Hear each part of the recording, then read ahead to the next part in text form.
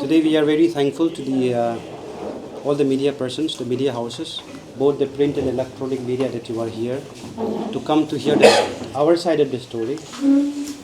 Every story has two sides. Therefore, today we would like to share to you our side of the story. We are very deeply anguished and distressed to inform about yesterday's incident wherein two of our sincere health professionals were physically assaulted by the patient attendant. We were very much aware that such negative sentiments were brewing in the public, in the various social media, various social forums, but we do not anticipate such kind of assault on the frontline healthcare workers. Therefore, we have invited today all of you to share our side of the story. Yesterday, for no reason, no fault of theirs, one senior resident and one junior resident from the Department of Pediatrics were assaulted. One sustained grievous injury. And let me reiterate for a fact, one of the junior resident who was assaulted was a non-localite. He had come to do his residency, that is DNB residency in pediatrics, all the way from Telangana. So it was very, very sad and gave us a deep anguish and demoralized all the working staff, including the doctors, nurses, and all other allied health professional workers in the hospital. Now, regarding yesterday, some of the media houses, आप लोग ने बताया है कि आप लोग गुस्से में हैं, आप लोग हम लोग का ट्रिम्स अथॉरिटी और फैकल्टी से कि आपने हम लोग कल why we did not allow you yesterday to basically highlight the incident at TRIMS. Let me reiterate, we are very appreciative of your effort. In fact, the very fact that we have called you is to seek your help. You being the fourth pillar of democracy, we need your support, we need your guidance. A lot of negativity has come into the social media, and we are not even sure how it started, because we were thinking we are doing good things for our state. Therefore, we request and ask your help in bridging that trust deficit that has happened. Like I said, it may be because हम लोग का गलती से भी हो सकता है. It may be because of some bad elements in the society जो social media में रह के हम लोग का negative effect हुआ है. But from the social media हम लोग को ये तो पता चलता है कि a huge trust deficit has occurred between the public and between the healthcare workers at TRIMS. And therefore, it is very pertinent, I reiterate again and again, we all at TRIMS administration request your support in bridging that gap, so that the people of Arunachal Pradesh, the poor, sick, needy people of Arunachal Pradesh start to have faith in the medical system, start to have faith in the healthcare delivery services that is prevailing at TRIMS. तो फिर आज जैसा कि I want to tell you again, कल का तो we are very, very sorry that we could not allow you yesterday for two main reasons. एक तो ये था कि we were actually literally scared. दो अटैक हुआ है तो हम लोग ने सोचा है कि और भी अटैक आ सकता है, तो we wanted to stay together. एक जगह में हम लोग बैठ के प्रोटेक्ट, एक दूसरा को प्रोटेक्ट करने के लिए. और हम लोग, आप लोग तो कोई तो बोलेंगे कि हम प्रेस वाले हैं, लेकिन हम लोग को तो पता भी नहीं होता है कौन प्रेस वाले हैं. कभी कभी it's very very difficult in such a tense situation to find out और टू नो कि कौन प्रेस वाले हैं, कौन नॉन प्रेस वाले हैं. And that was a reason to protect ourselves from the further physical assault by the public or by so-called patient जो हम लोग से गुस्से हैं. इसलिए we had to refrain the press and the media to come inside the hospital campus, and we are very sorry for that. And number two, Our doctors, especially the junior doctors who are the frontline workers, were very agitated, understandably so. They were very emotional. तो therefore हम लोग सोचा है कि अगर आप लोग आएंगे तो हमारे कोई डॉक्टर शायद कोई इनअप्रोप्रिएट स्टेटमेंट दे देंगे, कोई इनअप्रोप्रिएट बात बोलेंगे आप लोग को. That would further tarnish the image of the institute, जो already, like I said, trust deficit already बन चुका है. तो therefore we did not want that situation to flare up and further tarnish the image of TRIMS. इसी दो reasons का वजह से we did not ask you, or rather allow you to come inside and cover the incident that happened, the unfortunate incident that happened yesterday. Before I complete the press statement, once again I would like all of you to know the very fact that we need your support. इतना negative sentiment हो चुका है public पे.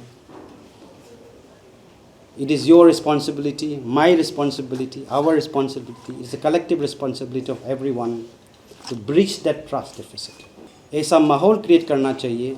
आप लोग भी थोड़ा responsible होना पड़ेगा. You are very responsible. I'm not saying anything, but increase your responsibility to remove the negative sentiment, negative feedback that has crept into the minds of the public. And we assure you as TRIMS faculty, as TRIMS administration, कि we are doing our level best to the best of our capacity, skill and knowledge to provide the kind of services that is appropriate, the kind of services that is expected of us. And we will continue to do so despite all the trouble, despite all the negative sentiments that we have that is already brewing up in the public forum. So with this, I think I will not take much of your time. If you have any queries or if you have any questions regarding this thing, you may, we can proceed ahead. Yes, a very pertinent question. We do have, in fact, like you said, after there was a Supreme Court order as well regarding the very same. But yes, coming to our local incident that happened in SEPA, we had in fact reviewed the security situation. We have, in fact, after that very incident, we have set up the police outpost, which is, you may have seen, just outside the emergency and the trauma department. And at the same time, we also have security personnel. We have outsourced the security to one outside agency, and we have about 70 security personnel, private security personnel.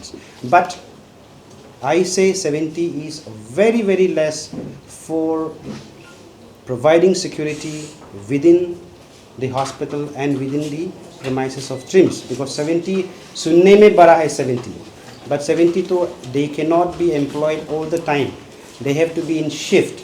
At the maximum that we can do is 3 shifts. तो just imagine करो कि आप gate भी हमारे पास थोड़ा 4-5 है, हर gate में डालने से हो जाता है. वार्ड हमारे पास इतना ज़्यादा वार्ड्स है, OPDs है, OTs है, ICUs है, SNCU है, ICCU है, एकेडमिक ब्लॉक, ये तो हॉस्पिटल का सिर्फ है.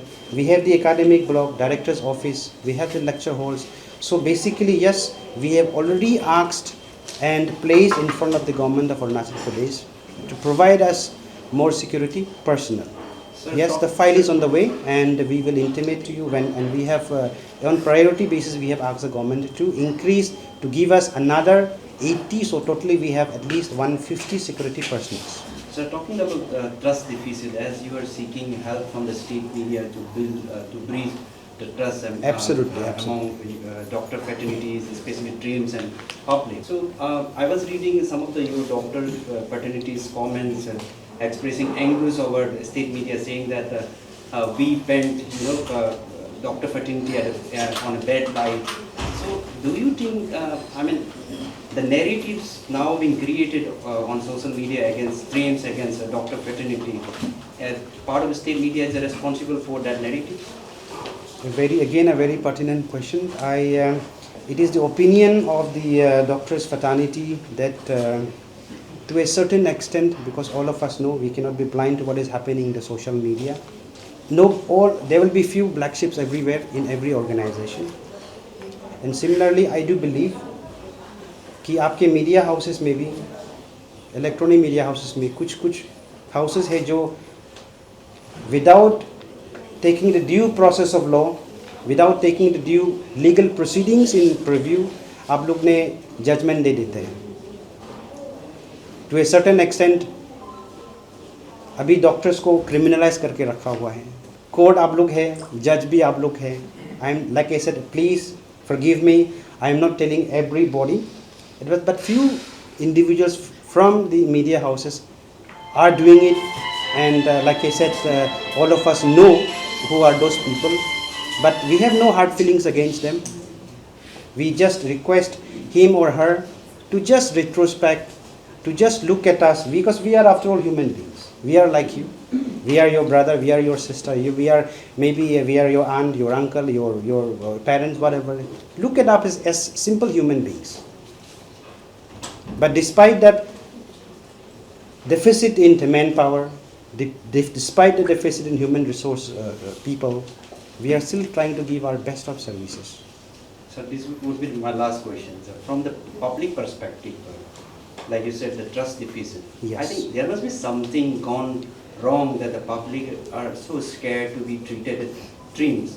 And forget about the doctor practicing their private clinics, and forget about the exorbitant price rate of your medicines and the facility, all the facilities. So what are the steps you are going to take to bridge this mistrust and this trust deficit with the publics, to reassure that TRIMS is doing a wonderful job and your doctor fraternities are doing wonderful job? What are the steps you are going to take? Yes, we are already looking into the very question that you were asking. So the specific steps that we will be trying to implement is, number one, we are also planning to strengthen and beef up our media house, our public relations. We will depute a public relations officer who will interact with the media, who will interact with the public on a regular basis.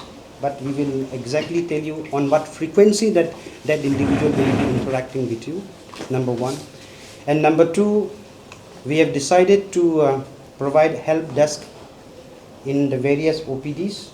So we will have a help desk, and we will depute one personnel, healthcare personnel, who will help with the needy patients who need help or directions in the hospital. And thirdly, we will be putting up very soon a complaint box as well with a mobile number. So all the complaints that the public have, they can address to us anonymously, put their grievances in the complaint box, and we will also provide a mobile number जहाँ पे anonymously or with your name you can put up your complaints, and I can assure you from the administration side that we will look into the matter, because we need seriously to breach that trust gap. And I'm very happy that you have asked that question. And yes, I do agree. Yes, for the trust deficit that have occurred, it is, we cannot blame only the other side of the people. Probably the fault also may lie with us. So therefore, we will introspect. In fact, as a DMS, I had called a meeting 2 days back to try to imbibe this ethical principles on the HODs and various faculties. But because of this unfortunate incident, that meeting had to be cancelled. And within the coming days, we will ask all the departmental HODs, all the faculties, all the nursing staffs and the nursing superintendents to introspect and improve our attitude, improve our communication skills, so that we do not appear as criminal or as monsters that we are being portrayed in the public social media as of now. Yes, we are very much aware कि हमारे पास deficiency तो ज़रूर है, जैसा कि आपने बोला है, आपने बताया है कि so much of line है. Ultimately it boils down to manpower.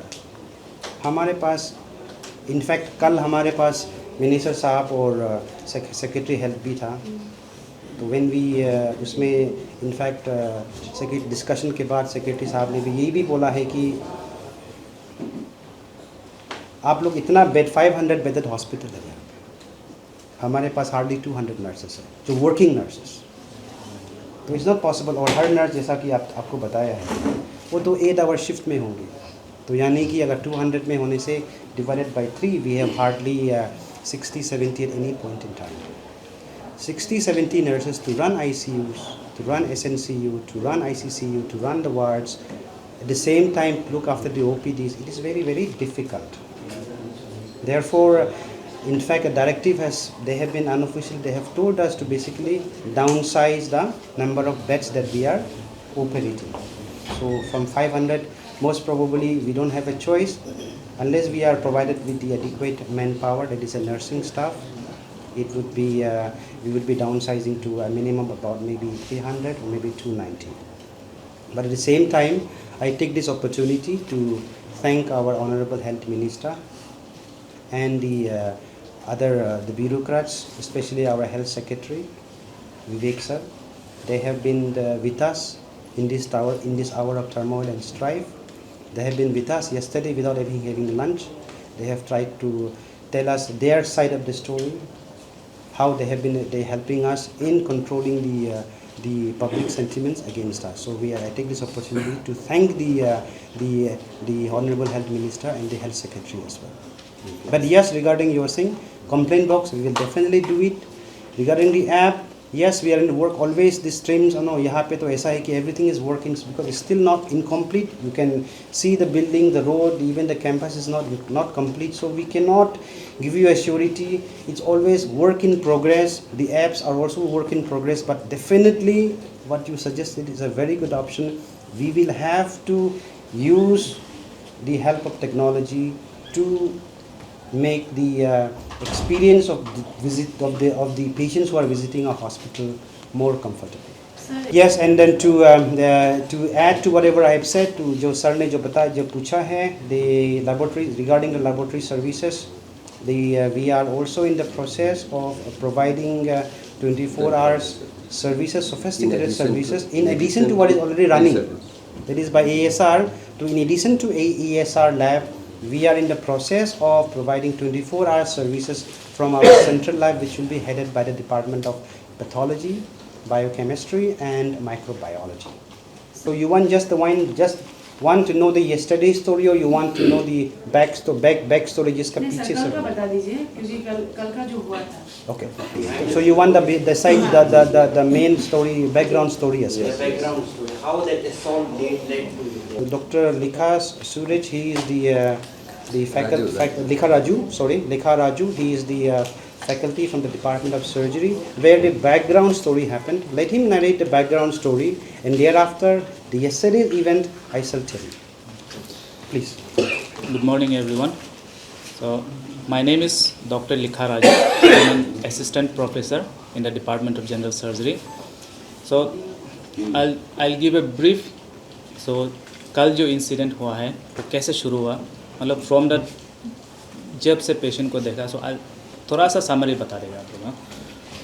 तो जो हम लोग पेशेंट था 17 इयर्स ओल्ड फीमेल पेशेंट है. तो 19 अगस्त को ओपीडी में आया. तो ओपीडी में कुछ कंप्लेंट लेके आया.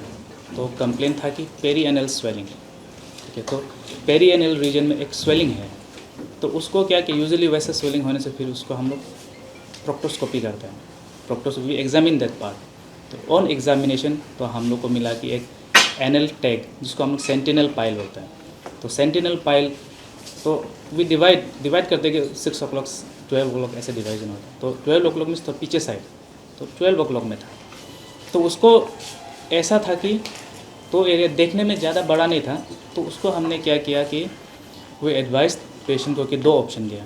एक तो आप सर्जिकल कर सकते हैं या बिना सर्जरी का भी आप दवाई ले सकते हैं. तो छोटा चीज़ होने से क्या होता है, हम दवाई से यूजुअली पहले ट्राई करते हैं. तो लेकिन पेशेंट पार्टी दे ऑप्टेड कि नहीं सर, इसको आप सर्जरी ही करा दो तो वही बेस्ट रहेगा. सो फिर क्या कि उसको हमने तो whenever patient opt for surgery तो हम उसको एक ऑपरेशन का डेट देते हैं, एक ऑपरेशन डेट देता है, डेट ऑफ एडमिशन. तो पेशेंट का डेट ऑफ एडमिशन था 28 अगस्त को. तो 28 अगस्त को करना था. सो उसको हमने पूरा रूटीन इन्वेस्टिगेशन भेज दिया. मतलब ऑपरेशन से पहले क्या क्या टेस्ट ज़रूरी होता है, ब्लड टेस्ट, एक्सरे, सब कुछ भेजा. उसके बाद सिंस 28 को था तो हमने क्या किया, थोड़ा एडवांस में उसका प्री एनेस्थेटिक चेकअप करा लिया। तो प्री एनेस्थेटिक चेकअप हो कि बेहोश करने से पहले जो चेकअप होता है। सो 25 को उसका प्री एनेस्थेटिक चेकअप हुआ and she was fit for surgery. फिर उसके बाद पेशेंट को आना था 27 को, बिकॉज एक दिन प्रायर हम पेशेंट को एडमिशन करते हैं। 28 को देता तो 27 को एडमिट करना था, बट पेशेंट डिडंट कम। तो पेशेंट आया 28 का on the day of surgery, सुबह आया। तो हमने क्या किया, सिंस पीएससी तो हो चुका था लेकिन सिंस ओटी लिस्ट में नहीं था, बिकॉज ऑपरेशन लिस्ट में डालना होता है, उसके हिसाब से सिस्टर्स लोग अपना सामान रेडी करते हैं। तो ऑपरेशन में लिस्ट नहीं था तो उसको हमने कैंसिल करवाया। फिर एक नया डेट दिया, तो नया डेट दिया 4 तारीख का। तो she was to come on 4 तारीख का। वो भी सिंस उसका पीएससी हो चुका था तो उसको 4 तारीख को सुबह आराम से आना था एडमिट कराने के। तो लेकिन पेशेंट 4 तारीख का ऑपरेशन डेट था, 3 तारीख को आना था। तो 3 तारीख का सुबह यूजुअली हम 10 बजे बुला लेते हैं पेशेंट को। तो 10 बजे पेशेंट नहीं आया, पेशेंट केम अराउंड शाम का 6:30 को आया 3 तारीख का। तो यूजुअली बोलने से वो टाइम नहीं होता है, क्योंकि हम लोग ऑपरेशन डेट भी ओटी लिस्ट बनाना होता है। तो ओटी लिस्ट के हिसाब से ओटी लिस्ट ओटी में देगा, फिर sister will arrange all the instruments necessary. फिर हमने सोचा चलो कैंसिल वाला केस है, सो हमने ओटी लिस्ट में डाल दिया। फिर पेशेंट वॉज प्लान ऑन 4 तारीख को, फिर उसको ऑपरेशन रूम पे लेके गया। वो operation was to be done under spinal anaesthesia. तो स्पाइनल जब भी कुछ चीज़ जनरल एनेस्थेशिया में या spinal anaesthesia we call it as major surgery, क्योंकि अंडर स्पाइनल में हो रहा है। अंडर स्पाइनल में से बहुत पेनफुल रहता है पेरिएनल रीजन। तो उसको अंडर स्पाइनल में लिया। फिर ऑपरेशन ज़्यादा देर नहीं चल, it took around 20 to 30 minutes जो सर्जरी था। फिर उसको ऑपरेशन करने के बाद हमने सामने में एनेस्थेटिक का रूम है, एनेस्थेशिया का रूम, वो है पोस्ट ऑपरेटिव ऑब्जर्वेशन रूम। तो सीधा ऑपरेशन करने के बाद हम पेशेंट को वार्ड लेके नहीं जाता, उसमें 10-15 मिनट्स एटलीस्ट ऑब्जर्वेशन के लिए रखते। तो ऑब्जर्वेशन में रखा। फिर we had reviewed with anaesthesia. फिर हमने देखा एनेस्थेटिक देखा। फिर उसके बाद दे सेड ओके, फिर हमने उसको वार्ड में शिफ्ट कराया। तो patient shifted to ward around 2:20 afternoon का, जब 2:20 PM को शिफ्ट हुआ। 2:20 PM को शिफ्ट हुआ होने के बाद अराउंड 2:25 क्या हमारे जो डॉक्टर ऑन ड्यूटी है तो उसने एक इंजेक्शन दिया। तो injection was use to give bolus in state, मतलब एक ही टाइम, वन टाइम के लिए ही एडवाइस था। तो इंजेक्शन था, आई थिंक सबको पता चल गया होगा। So injection was tranexamic acid. So tranexamic acid 1 gram IV stat dose देना था। तो उसको मतलब एक टाइम के लिए देना था। तो उसको दिया। तो देने के बाद जैसे इंजेक्शन देने के बाद थोड़ा डॉक्टर ऑन ड्यूटी थोड़ा इस तरफ दूसरे को देखने गया, तो अटेंडेंट आके बोला कि सर आके देखिए पेशेंट थोड़ा सांस लेने में तकलीफ हो रहा है।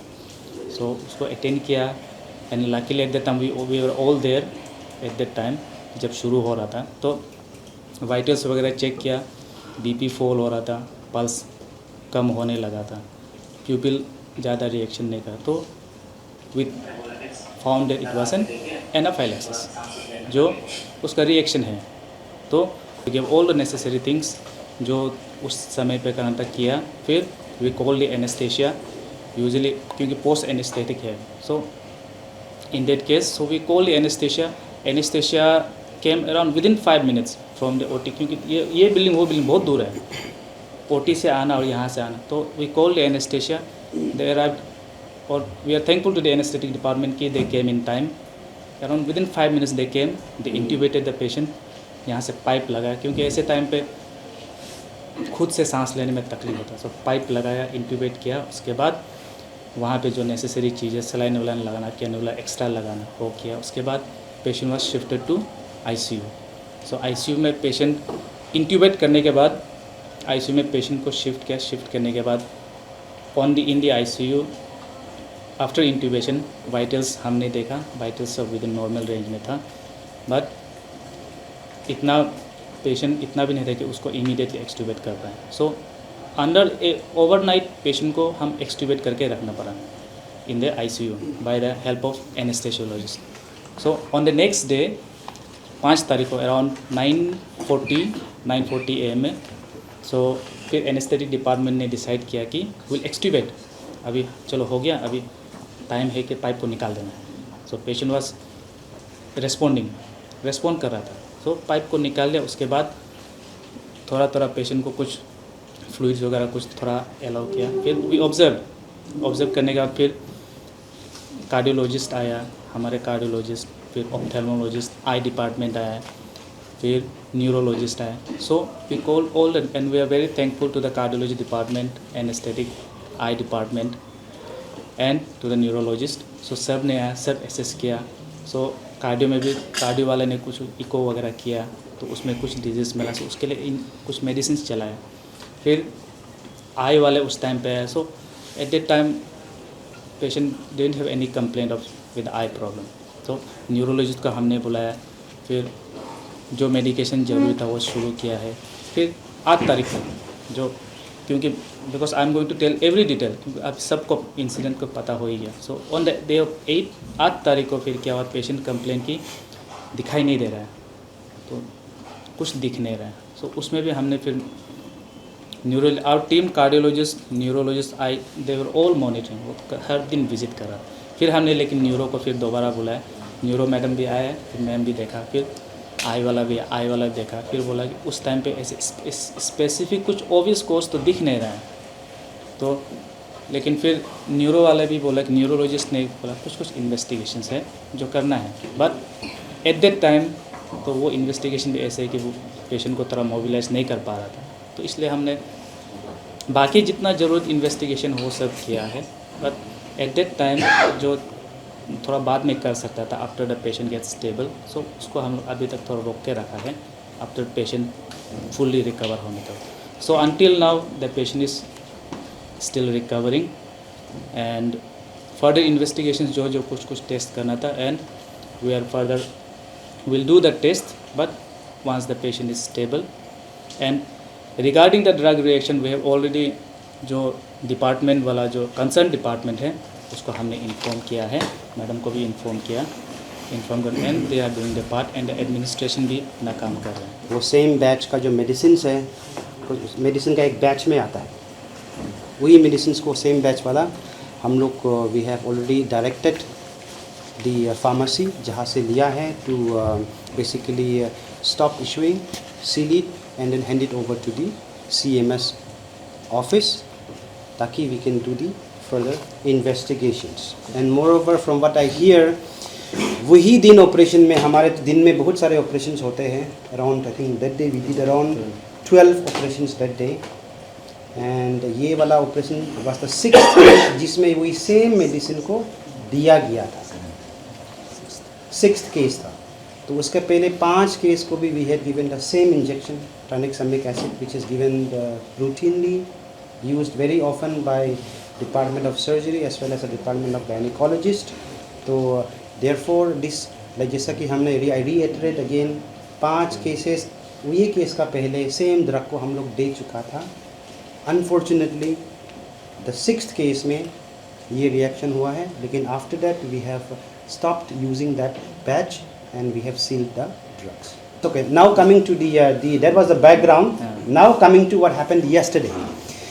तो हम अपने ऑफिस में था, ये सामने में ही है DMS का ऑफिस, और आगे में CMS ऑफिस है। लकीली अनफॉर्चुनेटली वहाँ पे CMS ऑफिस में हमारे डायरेक्टर साहब, हमारे CMS साहब और OC officer in charge of the Naharlagun police थाना भी वहाँ पे मौजूद थे।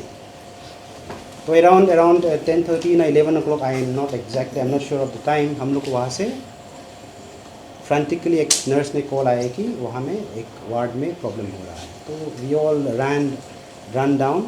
बाय द टाइम इंसिडेंट हो चुका था, लेकिन OC साहब and his team were already at the spot, and immediately the assailant was apprehended within 5 or 10 minutes of the incident. तो ऑन इंक्वायरी हम लोग अपना डॉक्टर को पूछा है कि एग्जैक्टली क्या हुआ है, तब बताया है कि हमारा, जैसा कि पहले भी हम बोल चुका है, एक सीनियर रेसिडेंट और एक जूनियर रेसिडेंट वेर असॉल्टेड। एक जूनियर रेसिडेंट DNB का डिप्लोमा, जो DNB जो रेसिडेंसी कर रहे हैं, वो अलग पेशेंट के लिए, वो ये पेशेंट का साथ रिलेटेड भी नहीं है, कभी उसको पेशेंट को जानता भी नहीं, देखा भी नहीं है, डिपार्टमेंट भी अलग है।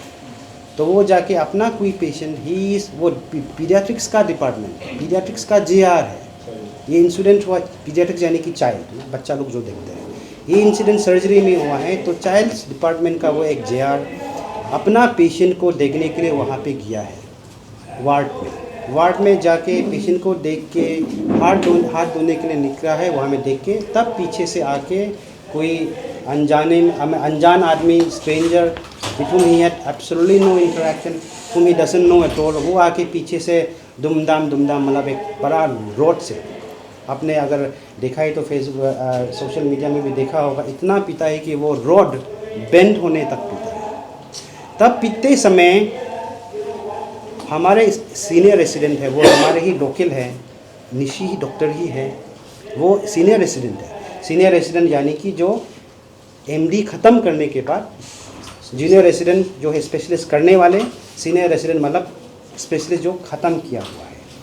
तो जो सीनियर रेसिडेंट उसको देख के वो बचाने के लिए गया है, तो वो रोड का जो शार्प एज है ना, उसने उसको आपने फेसबुक में देखा ही होगा या दूसरा सोशल मीडिया में देखा ही होगा, वेरी डीप लैसरेशन उसका फोरआर्म में मिला है। उसके बाद जो बताया गया है वो भी भाग गया है। तब भी इट सीम्स वो तो नीचे में गिरा दिया, तो उसके बाद भी वो कंटिन्यूसली मारते जा रहा था। By that time I think हम लोग का लकीली, जैसा कि हम बोला ओसी और वो था, वो लोग आके हम लोग उसको डिफ्यूज़ कर सका है। But before defusing already grievous injury तो कर चुका था। डॉक्टर टाम साहब जो जामा सीनियर रेसिडेंट का तो डीप लैसरेशन देखा ही है। It took around more than 10 to 15 stitches. लेकिन अनफॉर्चुनेटली उससे भी ज़्यादा ग्रीवियस इंजरी जो हमारे जेआर का हुआ है, जो बाहर तेलंगाना से है। बेचारा पेरेंट्स को अभी हम लोग कैसा बताएंगे कि अपना बच्चा वो लोग हम लोग का अंडर में बेचता है, to give them education under our protection, लेकिन उसका इतना तक मारा है कि हड्डी तक टुटा दिया है। तो therefore it is very unfortunate event, it is very difficult event for us now कि वो पेरेंट बाहर से जो तेलंगाना इतना दूर से आया हुआ है। And that's why I believe कि आप लोग का रिस्पॉन्सिबिलिटी है कि हमारे वाला साइड ऑफ द स्टोरी को भी आप थोड़ा ह्यूमेन टच से लेके आप इसको मतलब पब्लिक को पहुंचाना चाहिए। सर ये जो वेपन है वो कहाँ बाहर से लेके आए थे, कैसे? फ्रॉम द इन्वेस्टिगेशन जो हुआ है उसका जो इंक्वायरी जो हम लोग ने थोड़ा मोड़ा इंटरनल इंक्वायरी किया है, वो वेपन बाहर से नहीं आया है, वो वेपन अंदर का ही था। हम लोग का जो बेड नहीं होता है, मैट्रेस जो पेशेंट का बेड होता है, उसमें नीचे में एक रोड होता है, वो कहीं पे रखा हुआ था या लाइन था, तो उसको लेके मारा है। That is it seems like that. So ये कि बाहर से लाया वाला वेपन नहीं है। सर और एक क्वेश्चन रहेगा कि अभी सर्जरी वाला सर आपने बोला कि स्टेबल है पेशेंट का ना, अभी कंडीशन रिकवरिंग उसमें है, स्टिल इन रिकवरिंग मोड। तो कल उनका पेरेंट्स की तरफ से हमें फ़ोन कॉल आया था, they were suppose to give briefing, बाद में भी था, बाद में कुछ कारण से उन्होंने वो कर दिया, तो उन लोग बोल रहे हैं कि कोमा में नहीं, सो कितना हद तक सही? सो ऐसा है, दैट्स वाई मतलब इसलिए अच्छा हुआ आपने पूछा। So I forgot to add some things. So yesterday we came, और येस्टरडे फिर हमने आईसीयू में एक्चुअली वे सोच रहे थे कि हम आईसीयू से शिफ्ट कर देंगे उसको, ताकि एक ऐसा भी होता है कि आईसीयू में जब आप रहते हैं, और आई थिंक कोविड के टाइम पे सबको पता होगा रूम पे रहना क्या होता है। सो कोविड आईसीयू का भी एक ऐसा रहता है जिसको हम आईसीयू साइकोसिस बोलते हैं। तो क्या होता है, आप एक बंद कमरे में रहोगे, फिर ना धूप ना रोशनी ना क्या, बस वही लाइट और वही आईसीयू में क्या है तो पेशेंट सब सीरियस रहता है, पाइप लगा हुआ ही रहता है, वेंटिलेटर में रहता है, तो जिसके वजह से आईसीयू साइकोसिस रहता है, एक दिमाग में बना रहता है कि हम कभी ठीक नहीं होगा। तो उसके वजह से येस्टरडे इसलिए हम गए, तो मेरे साथ मेरे सीनियर डॉक्टर्स भी गए, हमारे एचओडी सर के साथ भी गए। तो जाके हम सोचे कि चलो थोड़ा आईसीयू से बाहर निकाल लेते हैं, बाहर निकल कर थोड़ा हवा खाएगा, किसी से मिलेगा, भूल मिलेगा, थोड़ा अच्छा लगेगा। तो हमने अटेंडेंट से बात किया, तो दे वर रिलक्टेंट। फिर उनको क्या लगा कि मतलब regarding in relation with the yesterday's incident कि हम उसको आईसीयू से बाहर निकाल रहे हैं। हमने उनको समझाया कि ऐसे बात नहीं है, अब जो हो गया, अब उसको लेकर आप आपके पेशेंट पे हम क्यों वे उठाएं, हम भी तो चाहते हैं जल्दी ठीक हो जाओ, घर जाओ, हमारा भी तो हल्का होगा ना। तो वही सोच कर हम सोचे बाहर जाकर थोड़ा ये आईसीयू से निकालने की कोशिश करते हैं। बट बट स्टिल वीकनेस तो है थोड़ा, बट लेकिन पेशेंट रिकवरिंग है अभी। तो बाकी जो जैसे पहले बताया कुछ कुछ टेस्ट है जिसको अभी हम नहीं कर सकते हैं, क्योंकि हम चाहते हैं कि पेशेंट अच्छे से रिकवर हो। तो इसलिए हम थोड़ा बाहर केबिन में शिफ्ट करने के लिए कोशिश करते हैं, बट पेशेंट पार्टी रिलक्टेंट है, सो अभी तक हमने नहीं किया है उसको शिफ्ट। इंटर्न्स को हम लोग ऑपरेशन करने नहीं देते हैं, हमेशा सीनियर सर्जन ही करते हैं। हो सकता है जूनियर सर्जन हो या वेरी सीनियर सर्जन हो, प्रोफेसर हो, but we never allow the interns to operate. Intern को ये गलत है, हम भी सुन रहे हैं, मतलब मीडिया में देख रहे हैं, बट ये गलत है। कभी हम लोग इंटर्न को ऑपरेशन करने नहीं देते हैं, ये एथिक्स के बाहर है। ओके, वो फुल प्लेस डॉक्टर बन जाएगा, फिर वो स्पेशलाइजेशन करेगा तो अब अलाउ करेंगे।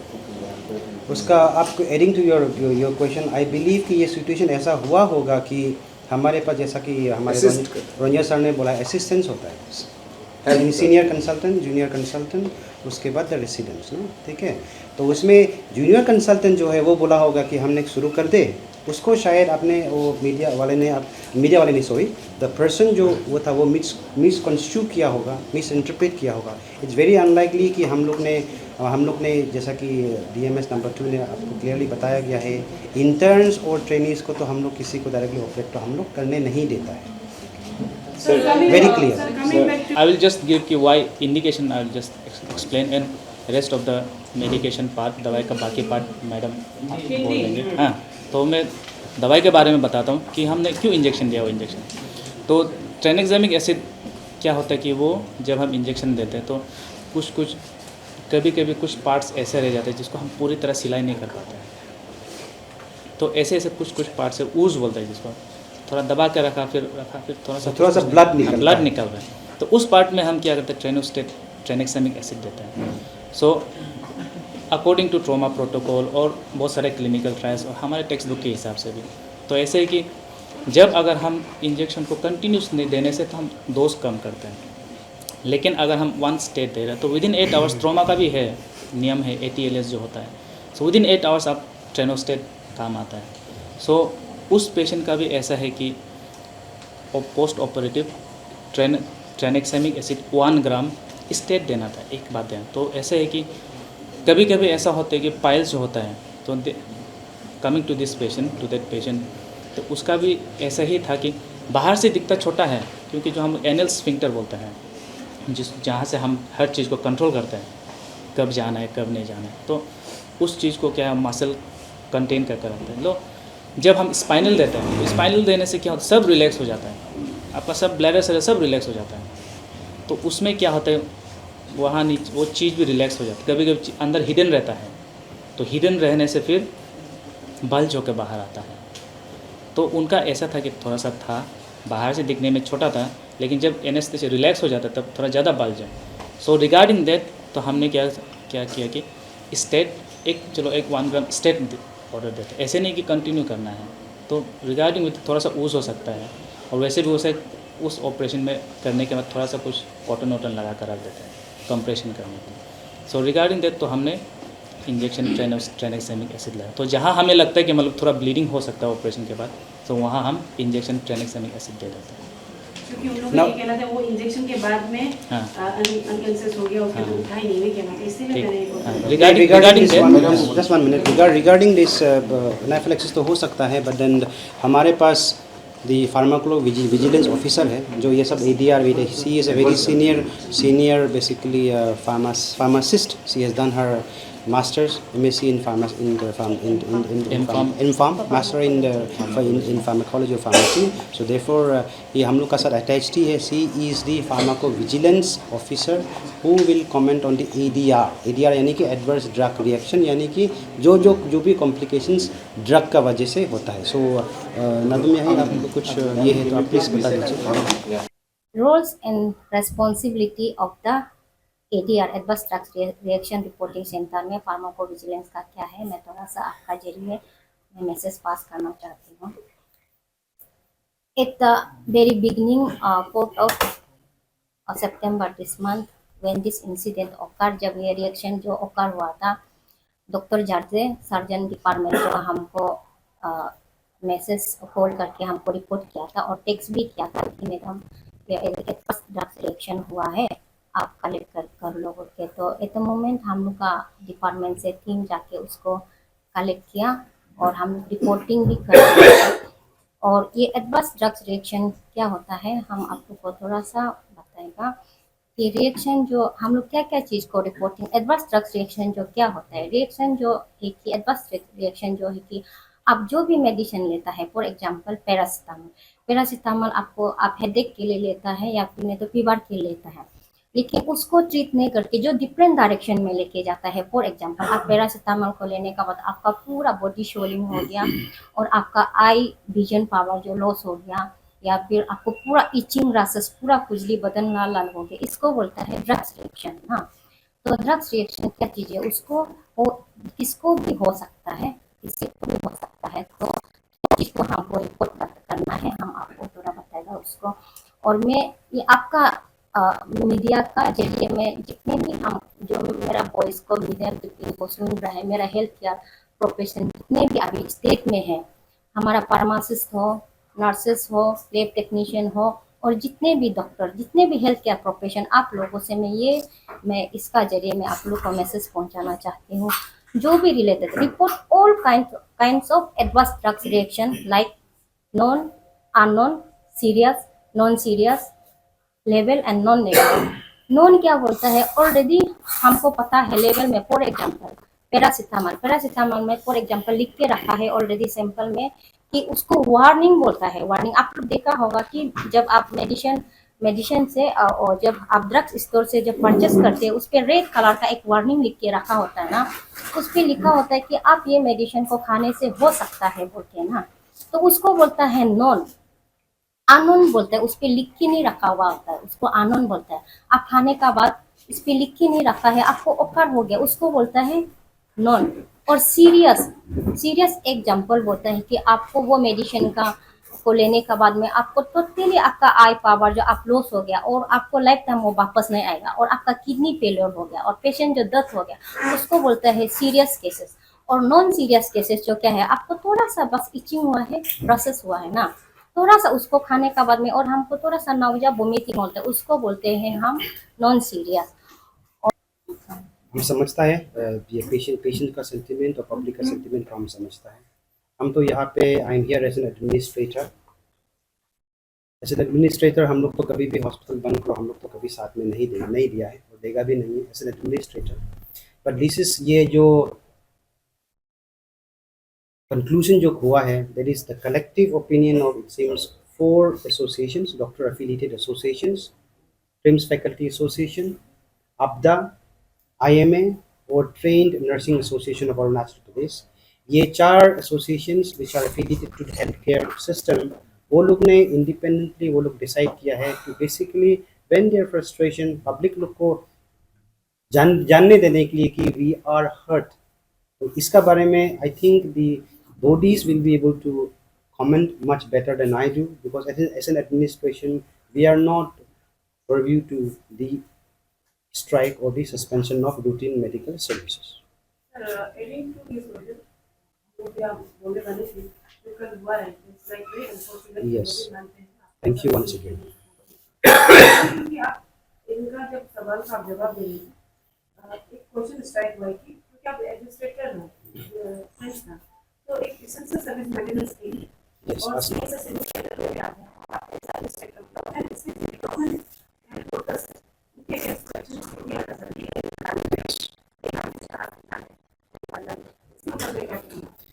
Basically we have been informed by the faculty association कि only the routine services will be affected, suspended. The emergency services will be available and in fact will be strengthened, so that during this 2 दिन का जो suspension है routine services का, तो emergency services चलते ही रहेगा और शायद चलते रहेगा भी नहीं है। हम लोग इमरजेंसी डिपार्टमेंट में मैन पावर को भी दूसरा जो क्लिनिकल डिपार्टमेंट से इंक्रीज करेंगे। डॉक्टर साहब देखिए, बहुत अच्छा आपने रिप्लाई दिया, लोगों को भी शायद प्रोसेस समझ गया होगा कि आप लोग भी दिखाना चाहते थे कि हम लोग बहुत हार्ट होते हैं, लेकिन जिसका ट्रीटमेंट नहीं आपको कितना हार्ट होगा। देखिए अरुणाचल प्रदेश में लोग मेडिकल कॉलेज है, हमारे पास एक ही में कुछ चोट लगेगा काफी लोग बीमार और खतरनाक होते हैं। तो थोड़ा सा एज ए ह्यूमन बीइंग, ठीक है इसमें नहीं लगता है, आप इमरजेंसी सर्विस चला रहे हैं, लेकिन बहुत लोगों का कुछ कुछ छोटा मोटा पब्लिक, बट ये तो एसोसिएशन का डिसीजन है। Sir, I am not taking on association because they are pressure groups in the organisation. I am talking to you because you have told us to administrator. So as an administrator, I have made sure from our side, ki whatever you guys decide, but the essential and emergency services will and should not suffer. दूसरा को तो हम जबरदस्ती तो हम अपना जो जब when we have come to a decision, it is very difficult for as an administrator, हम तो बीच में पिस जाते हैं, वहाँ से भी है पब्लिक से भी और यहाँ से भी पिस जाते हैं administrator. So I can not force हमारे फैकल्टीज एसोसिएशन वो लोग का दुख को भी हम समझना पड़ता है, वो लोग को भी हम force in this situation circumstance I can not force नहीं जैसा भी आना है आने से हम वो करेगा, that is not possible from as a human being. At the same time yes I do agree, I have to understand the sentiment of the public, and therefore we have made sure once again I reiterate ki all essential and emergency services should and will be available to the public. Sir ये आपने बताया जो Absolutely all inpatients जो भी अंदर में हमारे care में ऑलरेडी आ चुका है before the commencement of the so-called suspension of work will be getting the best of care and facility to our skill and knowledge. Sir मैंने इसलिए ये क्वेश्चन पूछा, पर साल को भी आपके हॉस्पिटल से ही जो एडमिटेड पेशेंट का मैं नाम तो नहीं बताऊंगा, उनके तरफ से कॉल आए थे कि डॉक्टर लोग नहीं आ रहे, सवेरे से नहीं आए, पेन डाउन किया बोल के अभी बुला रहे, तो उन लोगों की तरफ से बोला जा रहा है कि हम लोग नहीं देखेगा, तो जो करने का लोग ऐसे ऐसे कुछ बात बोल रहे थे। Yes, I understand.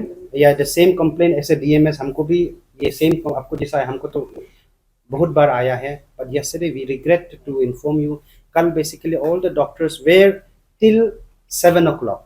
We were all involved with the meeting and discussion meeting with the Honorable Health Minister and the Health Secretary. But हमारे वहाँ पे नर्सिंग तो था, we were in contact with the nursing ward in charges की patient का बारे में. Yes, we could not attend physically till 7 o'clock. उसके बाद तो ये था कि after 7 o'clock our emergency started at around 10 o'clock. और लेकिन उसका पहले by 7 o'clock all the inpatients में तो हम डॉक्टर लोग को भी हम ये डायरेक्शन दे चुका था कि no patient who is admitted in our hospital should suffer. तो ये चीज़ that yes I like I said I regret and I am very sorry कि वो टाइम जिसमें we were agitated and doctors लोग मीटिंग पे था उस समय में शायद वो लोग वार्ड में नहीं जाके नहीं देखा होगा, but I assure you I have talk to them and वो लोग बताया गया है कि they were in touch with the ward in charges and there was no deficiency in the care provided to the patients. Sir ऐसा administrator आपका data क्या बताता है जो इंडिया घोड़ा वाला जो इंसिडेंट हुआ, एग्री पेशेंट का कहना फैमिली से कहना है कि ऐसा इंसिडेंट 40 इंसिडेंट्स ये ट्रेन्स का हिस्ट्री में हो चुका है, तो आपका जो फैक्ट्स क्या बताता है, डेटा क्या बताता है? आपका फैक्ट्स लकीली यस्टरडे ये वाला क्वेश्चन का किसी ने हमारे वो ये वाला रिसर्च करके बताया था, ये है कि इसका फैक्ट ये है कि बिल्कुल बेसलेस है, बिल्कुल अनट्रूथ है, because since the start of these medical colleges we have performed around more than 51,000 deliveries. I'm not saying about CS, that includes CS. Okay, 21,000 उसमें से we have reported unfortunately 9 deaths. Unfortunately 9 deaths. We are deeply sorry. और 9 deaths में से 6 deaths were due to COVID. So therefore, if you talk by document wise, we have only 3 deaths per se. So somebody saying कि 40 deaths, we have actually in fact कल हम लोग police का साथ interact भी किया है, DIG साहब भी था, SP साहब भी था, हम लोग ये बात हम लोग उसको पूछा भी था कि सिंस पुलिस ने आप लोग ने बताया है कि 40 केसेस रजिस्टर्ड है, they vehemently denied and said कि नो किया नहीं है, and then we had requested them to जो भी बोला है उसको रिट्रैक्ट करने के लिए from the police side वो भी हम लोग को ऑलरेडी हम लोग रिक्वेस्ट किया गया है. So therefore no, we are not agreeing with that data at all.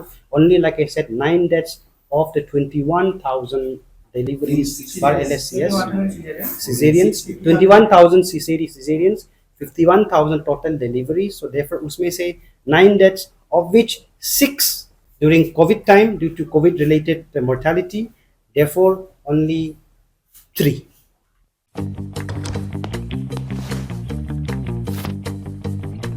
Eats, the fastest online food delivery service of Arunachal.